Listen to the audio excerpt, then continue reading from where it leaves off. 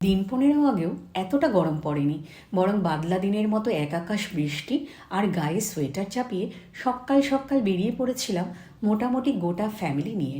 মন্দারমণিতে এক রাত কাটিয়ে সেখান থেকে দীঘা যাবার কথা, কিন্তু এত বৃষ্টি দেখে মনটা একটু খারাপ লাগছিল। ট্রিপটা না ভেস্তে যায়, কিন্তু অল্প ঠান্ডা আর মেঘলা ওয়েদারে মন্দারমণি ছিল দারুণ উপভোগ্য। এই প্রথম আমরা ছিলাম সানা বিচ রিসোর্টে। চলে এসো। কোথায় এসছো? কোথায় এসছিস? চলো চলো চলে এসো। অনেকখানি জায়গা, বড় সুইমিং পুল, বাচ্চাদের সময় কাটানোর প্রচুর অ্যাক্টিভিটিস, গ্রিনারি, পরিষ্কার বিচ, সুস্বাদু খাবার, সব কিছু আছে এখানে। কিন্তু রুমগুলো নিয়ে একটু অখুশি ছিলাম।